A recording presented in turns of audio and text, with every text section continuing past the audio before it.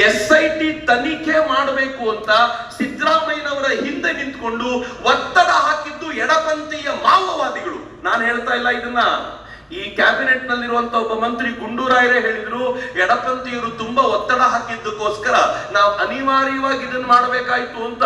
ಅಂದ್ರೆ ಯಾರ್ಯಾರು ಇವ್ಯಾಂಜಲಿಸ್ಟ್ಗಳಿದ್ದಾರೆ, ಮಾವೋವಾದಿಗಳಿದ್ದಾರೆ, ಜಿಹಾದಿಗಳಿದ್ದಾರೆ, ಎಲ್ಲರೂ ಸೇರಿಕೊಂಡು ಒಂದು ಧರ್ಮಸ್ಥಳವನ್ನ ಧ್ವಂಸ ಮಾಡ್ಲಿಕ್ಕೆ ಪ್ರಯತ್ನ ಪಡ್ತಿದ್ದಾರೆ.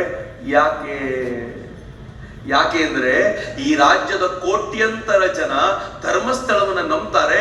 ತುಂಬಾ ತೊಂದರೆ ಆದಾಗ ಧರ್ಮಸ್ಥಳಕ್ಕೆ ಶರಣಾಗ್ತಾರೆ ಎನ್ನುವಂತ ಏಕೈಕ ಕಾರಣಕ್ಕೋಸ್ಕರ ಧರ್ಮಸ್ಥಳವನ್ನ ನಾಶ ಮಾಡಿದ್ರೆ ಈ ದೇಶದ, ಈ ರಾಜ್ಯದ ಜನರ ಶ್ರದ್ಧಾ ಕೇಂದ್ರ ಧ್ವಂಸಗೊಳ್ಳುತ್ತೆ ಎನ್ನುವ ಏಕೈಕ ಕಾರಣಕ್ಕೋಸ್ಕರ ಹಠಕ್ಕೆ ಬಿದ್ದಿರೋದು.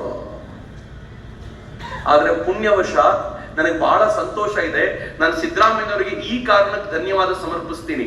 ಏನ್ ಗೊತ್ತೇನು, SIT ತನಿಖೆಗೆ ಅವ್ರು ಒಪ್ಪಿಸದೆ ಹೋಗಿದ್ದಿದ್ರೆ ಬಹುಶಃ ನನ್ಗನ್ಸತ್ತೆ ಮುಖ್ಯಮಂತ್ರಿಗಳಿಗೂ ಮನಸ್ಸಲ್ಲಿ ಇದ್ದಿರ್ಬೋದು, 13 ಗುಂಡಿಗಳಲ್ಲಿ ಒಂದು ಗುಂಡಿಯಲ್ಲಾದ್ರೂ ಏನಾದ್ರೂ ಸಿಗುತ್ತೆ ಅಂತ ಅವ್ರ ಟೀಮ್ ಅನ್ಕೊಂಡಿದ್ದಿರ್ಬೋದು, ಅವ್ರ ಜೊತೆ ಇರೋ ಪಟಾಲಂ.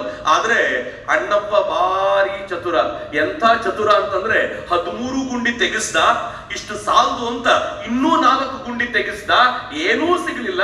ಒಂದು ಕಡೆ ಮೂಳೆ ಸಿಕ್ತು, ಅದು ಗಂಡಸಿನ ಮೂಳೆ ಅಂತ ಪ್ರೂವ್ ಮಾಡಿಸಿದ.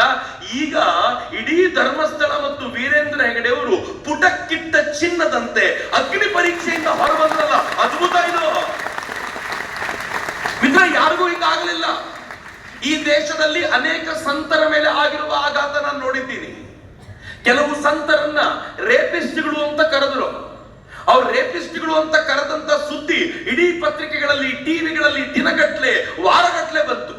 ಆದ್ರೆ ಕೋರ್ಟ್ ನಲ್ಲಿ ವಿಚಾರಣೆ ನಡೆದು ಇವರು ತಪ್ಪಿತಸ್ಥರಲ್ಲ ಅಂತ ಬಂದಂತ ಸುದ್ದಿ ಪತ್ರಿಕೆಯಲ್ಲಿ 2 ಸಾಲಲ್ಲಿ ಬರ್ತಿತ್ತು.